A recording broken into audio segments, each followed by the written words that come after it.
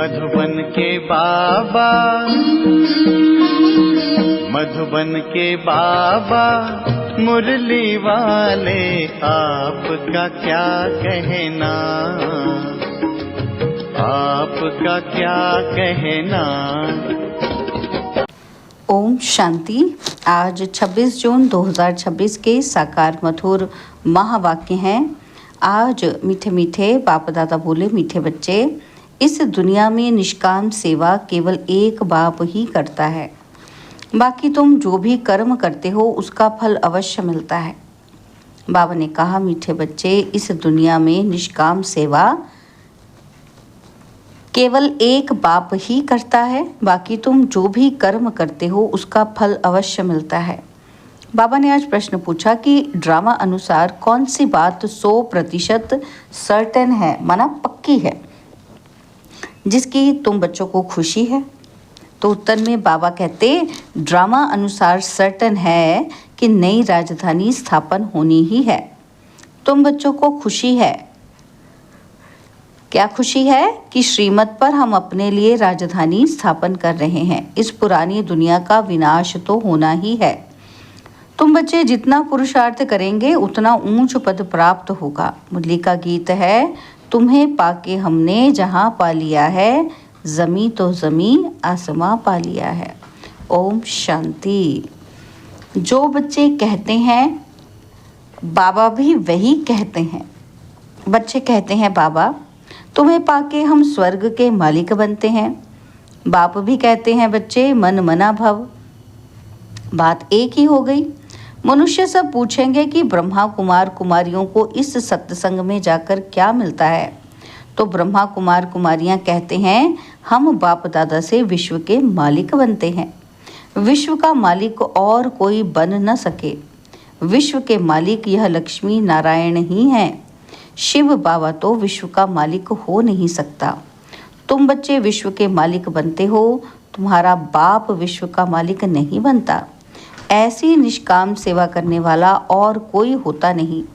हर एक को अपनी सेवा का फल जरूर मिलता है। भक्ति मार्ग में व किसी भी प्रकार से जो कोई कुछ भी करते हैं, सोशल वर्कर को भी सेवा का फल जरूर मिलता है। गवर्नमेंट से पगार मिलता है। बाप कहते हैं, मैं ही एक निष्काम सेवा करता हूँ, जो बच्चों को विश्व का मालिक बनाता हूँ और मैं नहीं बनता हूँ। बच्चों को सुखी करके सुखधाम का मालिक बनाए, 21 जन्मों का सुख दे, मैं अपने निर्वाण धाम में व वानप्रस्थ अवस्था में बैठ जाता हूँ। वानप्रस्थ तो मूल वतन को ही कहेंगे। मनुष्य वानप्रस्थ लेते हैं क्योंकि बच्चों को सब कुछ दे जाए, सत्संग आदि करते हैं। गुरु करते हैं कि ये मुक्ति का रास्ता बताए। अब तुम बच्चे जान गए हो कि मुक्ति, जीवन मुक्ति का रास्ता कोई मनुष्य मात्र कभी किसी को बता नहीं सकते। वे किसी को भी सद्गति दे नहीं सकते, अपने को भी नहीं दे सकते। अपने को दें तो फिर दूसरों को भी दे सकें। बाप आते ही हैं परम धाम से, वह वहाँ का रहने वाला है और तुम बच्चे भी वहाँ के रहने वाले हो। तुमको पाठ बजाना है इस कर्म क्षेत्र पर। बाबा को भी एक बार यहाँ आना है तुम बच्चों के लिए। जबकि स्वर्ग की स्थापना हो रही है तो जरूर नरक का विनाश होना ही है। अभी तुम जान गए हो कि शिव बाबा ब्रह्मा द्वारा आदि सनातन देवी देवता धर्म की स्थापना कर रहे हैं। तुम जानते हो हम मनुष्य से देवता बन रहे हैं फिर से। तुम बच्चों की बुद्धि में है कि हर 5000 वर्ष बाद हम आकर फिर से ब्रह्मा द्वारा शिव बाबा के बच्चे बनते हैं। वर्षा पाने के लिए पतित पावन उनको कहा जाता है। नॉलेजफुल ज्ञान का सागर भी है। योग अर्थात याद सिखाते हैं, परंतु निराकार कैसे समझाए, इसलिए कहते हैं ब्रह्मा द्वारा मनुष्य से देवता बनाता हूँ, अर्थात देवी देवता धर्म की स्थापना कराता हूँ। अब वह धर्म है नहीं, फिर बनाना पड़े। अब फिर से आदि सनातन देवी देवता धर्म स्थापन कर बाकी सबको मुक्ति धाम में ले जाता हूँ। भारत प्राचीन खंड है, इसलिए भारत की आदमशुमारी वास्तव में सबसे जास्ती होनी चाहिए। ऐसी बातें और कोई की बुद्धि में नहीं आती। आदि सनातन देवी देवता धर्म सबसे बड़ा जास्ती होना चाहिए। 5000 वर्ष से उन्हों की वृद्धि होती रहती है, बाकी तो आते ही हैं 2500 वर्ष के बाद। इस्लामियों की आदमशुमारी कम होनी चाहिए, फिर थोड़े समय बाद बौद्ध धर्म वाले आते हैं तो उन्हों में थोड़ा फर्क होना चाहिए। इस्लामी बौद्धि आदि पहले सतो प्रधान हैं, फिर धीरे धीरे तमो प्रधान बनते हैं। यह भी हिसाब है। जो अनन्य समझदार बच्चे हैं उन्हों को ख्याल करना पड़े। आजकल लिखते हैं कि चाइनीज सबसे ज़्यादा हैं, परंतु उन्हों को सृष्टि चक्र का ज्ञान तो है नहीं। ये सब राज तुम बच्चों की बुद्धि में है। जो पढ़े लिखे हैं उन्हों को डिटेल में समझाना होता है।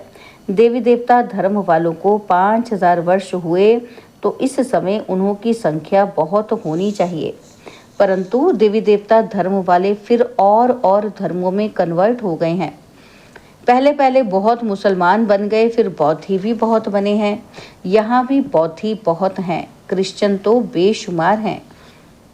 देवता धर्म का तो नाम ही नहीं है। अगर हम ब्राह्मण धर्म कहें तो भी हिंदुओं की लाइन में डाल देंगे।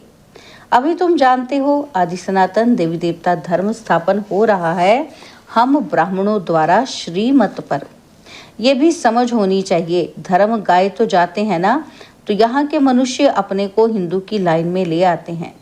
कहेंगे हिंदू आर्य धर्म है, सबसे पुराना है। भारतवासी पहले पहले आर्य थे, बहुत धनवान थे, अब अन आर्य बन गए हैं। कोई अकल नहीं, जिसको जो आता वो धर्म का नाम रख देते हैं। झाड़ के पिछाड़ी छोटे छोटे पत्ते टाल टालियाँ निकलते हैं, नए का थोड़ा मान होता है। अभी तुम बच्चे जानते हो कि हम बाबा से स्वर्ग का वर्षा ले रहे हैं, तो ऐसे वर्षा देने वाले बाप को कितना याद करना चाहिए। तुम जितना जास्ती याद करेंगे, एक तो वर्षा मिलेगा और तुम पावन बनेंगे।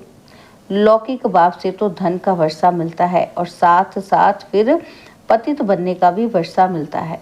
वह लौकिक बाप और वह पारलौकिक बाप, और ये है बीच में अलौकिक बाप। इनको बीच में दोनों तरफ से जोड़ दिया जाता है। शिव बाबा को तो कोई तकलीफ नहीं होती है, इनको कितनी गाली खानी पड़ती है।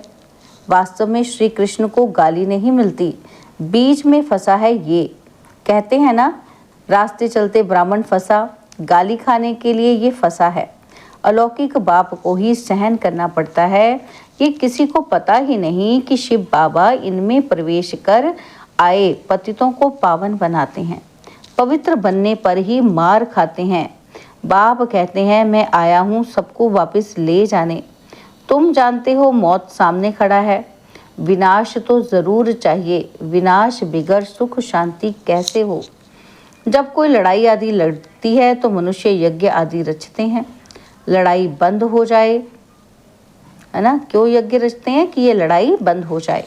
बाबा कहते तुम ब्राह्मण कुलभूषण जानते हो कि विनाश तो जरूर होगा, नहीं तो स्वर्ग के गेट कैसे खुलेंगे। सब स्वर्ग में तो नहीं आएंगे, जो पुरुषार्थ करेंगे वही चलेंगे, बाकी जाएंगे मुक्ति धाम। ये किसी को भी पता ना होने के कारण कितना डरते हैं, शांति के लिए कितना धक्का खाते हैं, कॉन्फ्रेंस करते रहते हैं। सिर्फ तुम ब्राह्मण ही जानते हो कि सुख धाम शांति धाम की कैसे स्थापना हो रही है। विनाश के सिवाय स्थापना हो न सके। तुम अभी त्रिकालदर्शी बने हो, तीसरा नेत्र ज्ञान का मिला है। वह तो कहते रहते हैं पीस कैसे हो, अर्थात कोई भी लड़े ही नहीं। सभी कहते हैं वननेस हो, एक ही बाप की मत ले। हम सब एक बाप के बच्चे, भाई भाई हैं, तो वननेस हो जाएगी। एक बाप के बच्चे हैं तो आपस में लड़ना नहीं चाहिए। यह भी तो सतयुग में ही था, वहाँ कोई भी आपस में लड़ते नहीं। वह तो सतयुग की बात हो गई। यहाँ तो है कलयुग। बरोबर सतयुग में देवता थे, बाकी सब आत्माएं कहाँ थी पता नहीं पड़ता। तुम अब समझते हो कि एक राज्य सिर्फ सतयुग में ही था, वहाँ सुख शांति सब था। ये सब बातें तुम्हारी बुद्धि में है, नंबरवार पुरुषार्थ अनुसार।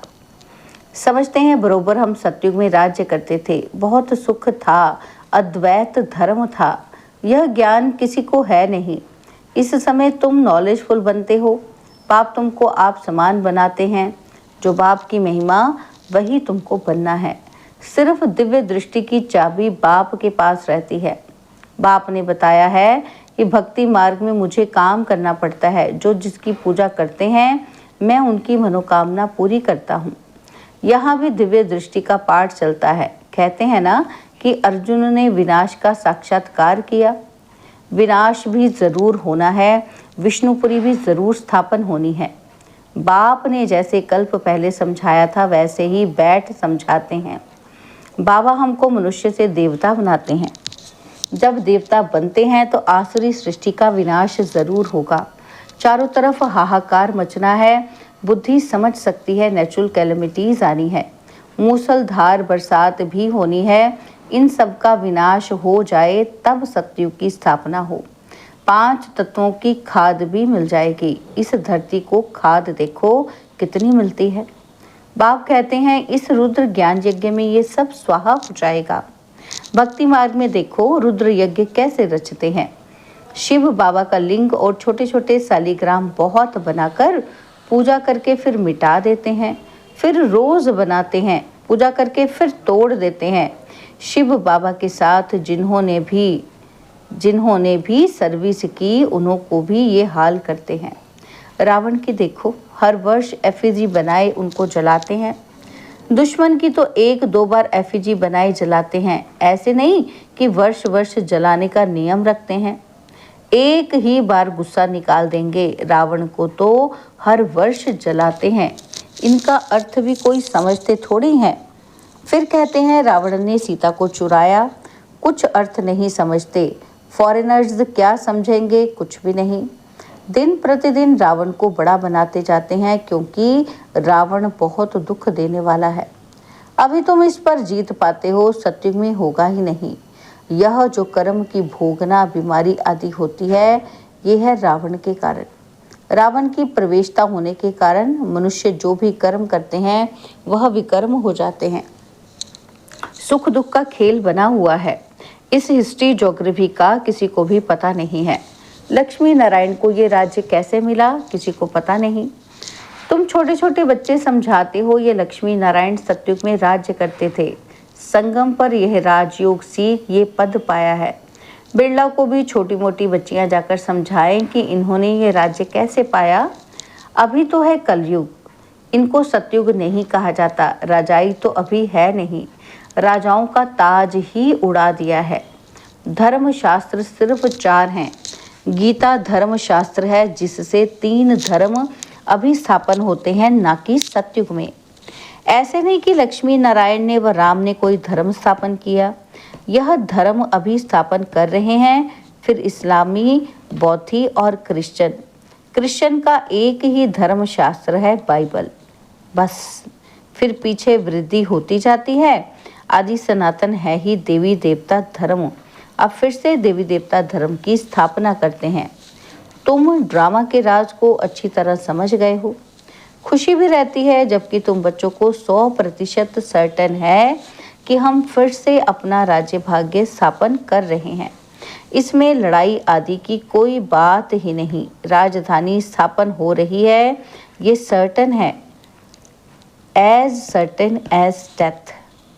तुम जानते हो कि हम फिर से राज्य भाग्य लेते हैं। कल्प कल्प बाप से वर्षा लेते हैं। जितना पुरुषार्थ करेंगे उतना ऊंच पद पाएंगे।